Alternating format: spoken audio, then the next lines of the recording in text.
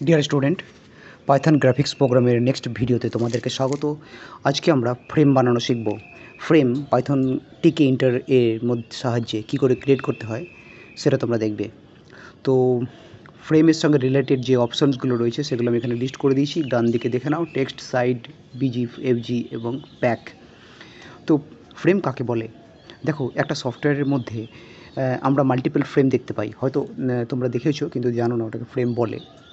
Frame যেমন উপরের দিকে মেনু বার রয়েছে, মেনু বারের মধ্যে কিছু মেনুস রয়েছে বা সাইডে কিছু টুলস বার বানানো হয়েছে, সেখানে কিছু টুলস রেখেছে ক্রিয়েটররা, এরকম ধরনের কিছু একটা ফ্রেম। বাট কীভাবে বোঝাবো? এই যে পেন্ট সফটওয়্যারটা খোলা আছে তোমাদের সামনে, পেন্ট সফটওয়্যারটার মধ্যে উপরে যখন টাইটেল বার রয়েছে তার নিচে ট্যাবস রয়েছে, ফাইল, হোম, তার নিচে রয়েছে রিবন একটা কি, এটা একটা ফ্রেম যার মধ্যে কিছু বাটন আছে। ফ্রেম হচ্ছে এমন একটা জায়গা, একটা প্লেস যেখানে কোনো একটা কালার দিতে পারবে বা কালার নাও দিতে পারবে, যা খুশি তোমার, কিন্তু তার মধ্যে তুমি কোনো লেবেল বা কোনো বাটনকে আলাদা করে রাখতে পারবে। ঠিক আছে? তো ফ্রেম বানিয়ে যে কোনো কাজ আমরা খুব সহজে করতে পারবো বা খুব ভালোভাবে একটা সফটওয়্যারকে ম্যানেজ করতে পারবো। তো দেখে নাও এখানে যে বেসিক্স লাইনগুলো লেখা আছে, সেটা যদি রান করি আমি, তাহলে এরকম ধরনের একটা উইন্ডো রান হবে। এটার ব্যাপারে তোমাদের আই থিঙ্ক জানা আছে। তো ফ্রেম বানানোর জন্য আমাদেরকে কী করতে হবে? অবশ্যই একটা ভেরিয়েবল ক্রিয়েট করতে হবে। আমি ফ্রেম 1 নামে একটা ভেরিয়েবল ক্রিয়েট করলাম, ইকুয়াল টু দিয়ে আমাকে ফ্রেম ফাংশানকে কল করতে হবে। এফটা অবশ্যই ক্যাপিটাল। এটা হচ্ছে তোমাদের ফ্রেম ফাংশান। তো ফ্রেম ফাংশানের মধ্যে তোমাকে মাস্টার্স অর্থাৎ যেটা তোমার মেন উইন্ডো, আমার ক্ষেত্রে রুট, সেটা কল করতে হবে এবং কমা দিয়ে তোমাকে আর কিছু লেখার প্রয়োজন হয় না অ্যাকচুয়ালি তোমাকে। তো তুমি যদি ফ্রেমটাকে চওড়া এবং লম্বাটা সেট করতে চাও, তাহলে তোমাকে উইথ এবং হাইট উল্লেখ করতে হবে। এখানে আমি উইথ 500 এবং হাইটও 500, হাইট 200 নাও দিচ্ছি। এবার যদি আমি আউটপুট স্ক্রিনে রান করি, তাহলে কিন্তু ফ্রেমটা রান করবে না, কারণ তুমি জানো গ্রাফিক্স স্ক্রিনের মধ্যে কোনো কিছু লেবেল, ফ্রেমস বা কোনো বাটনকে শো করানোর জন্য প্যাক বা গ্রিড বা প্লেসের সাহায্য নিতে হয়। এখানে আমি প্যাকের সাহায্য নিচ্ছি। ফ্রেম 1কে কল করে ফ্রেম 1 ডট প্যাক লিখেছি। ফ্রেম 1 ডট প্যাক লিখে সাইড ইকুয়াল টু লেফট, অর্থাৎ আমি চাইছি আমার উইন্ডোটার মানে আমার সফটওয়্যারের লেফট সাইডে একটা ফ্রেম চলে আসুক। লেফট সাইডে ফ্রেম কিন্তু এলো না। দেখো কেন এলো না, খুব ইন্টারেস্টিং। এখানে ভুলটা কোথায় হয়েছে? Frame 1 dot pack side LDFT left, actually frame এসেছে ওখানে। আমি যদি ব্যাকগ্রাউন্ডে একটা কালার করে দিই, তখনও তোমরা বুঝতে পারবে ফ্রেম এসেছে। একটা গ্রে কালার দিয়ে দিলাম, এই দেখো হয়েছে না? আমি যে স্ক্রিনটা ফুল করি, দেখো 500 বাই 500 বা 200 একটা 500 বাই 200 একটা ফ্রেম চলে এসছে। আমি যদি নাম্বারটা একটু কমাই, তাহলে ব্যাপারটা ক্লিয়ার হবে। একটু কমাচ্ছি।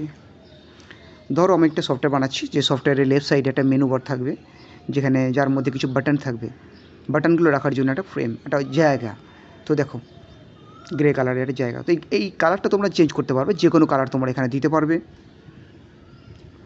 তো আমি যদি আর একটা ফ্রেম তৈরি করতে চাই রাইট সাইডে বা নিচে বা উপরের দিকে, তার জন্য আবার কোড লেখার দরকারই নেই। আমি আগের লাইনগুলিকে কপি করে পেস্ট মারবো। শুধু আমাকে সাইডটা চেঞ্জ করতে হবে অবশ্যই, তা না হলে তো একই জায়গায় চলে আসবে, বোঝা যাবে না। একটা ফ্রেম আর একটা ফ্রেমের উপরে চলে আসবে। রাইট করে দিলাম, দেখো ঠিক ডান দিকে আরেকটা ফ্রেম চলে এসেছে। এইভাবে আমরা পাইথন টিকে ইন্টারে ফ্রেম ক্রিয়েট করতে পারি। এবার তোমাদেরকে দেখাবো আরেকটা ফ্রেম বানাচ্ছি এবং তারপর তোমাদেরকে দেখাচ্ছি আমি যে কী করে ফ্রেমের মধ্যে একটা বাটন বা একটা লেবেলকে তোমরা সেট করবে। এটাকে করে দিলাম বাটন, BOTTOM, অবশ্যই ক্যাপিটালে লিখতে হবে কিন্তু।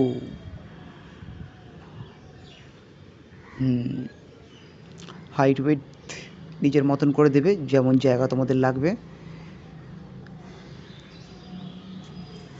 তো টান দেখো নিচে একটা ফ্রেম তৈরি হয়ে গেছে।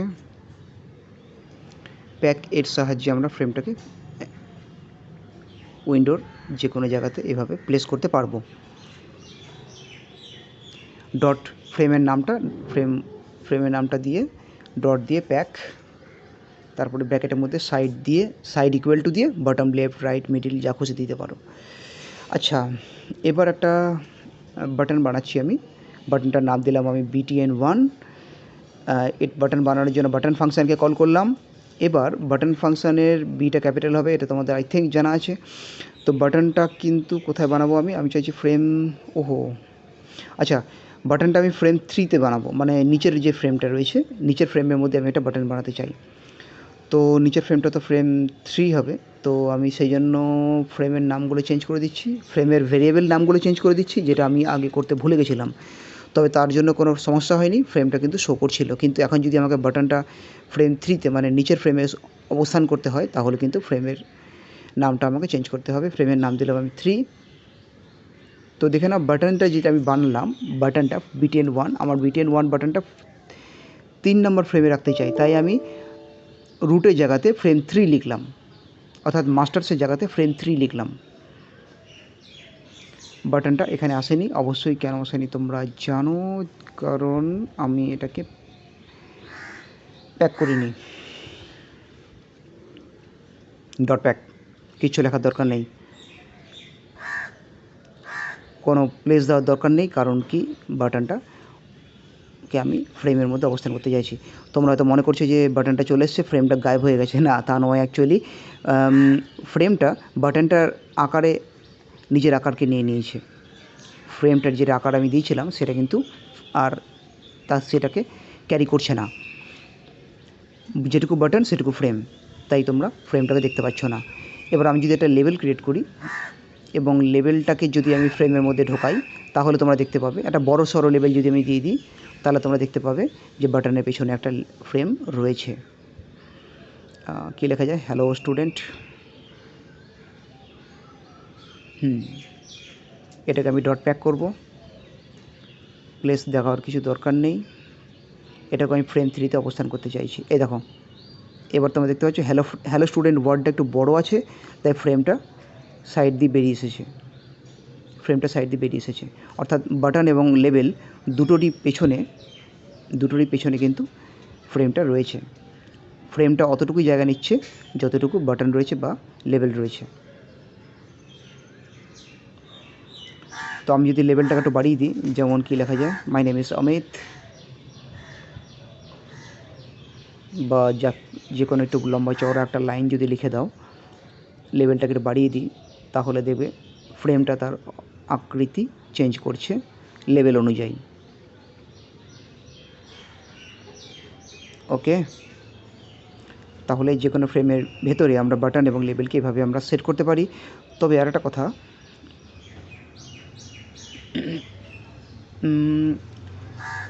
ফ্রেম 3টাকে আমরা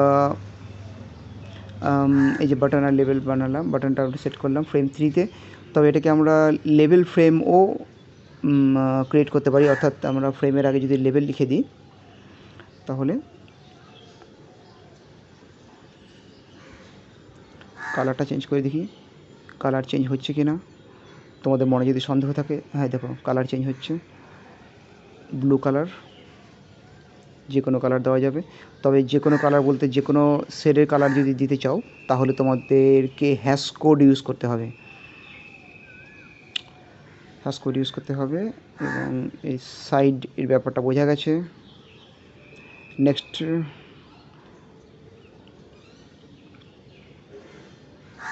এটাকে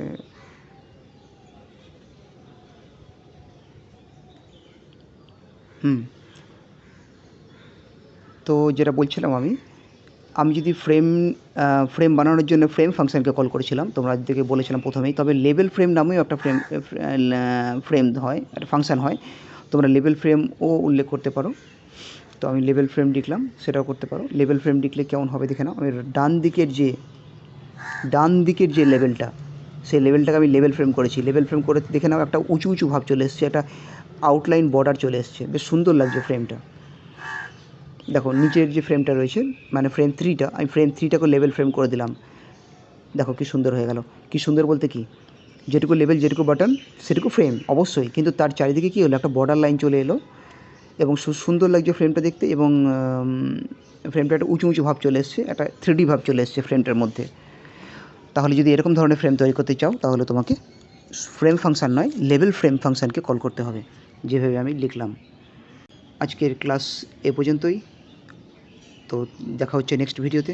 থ্যাংক ইউ।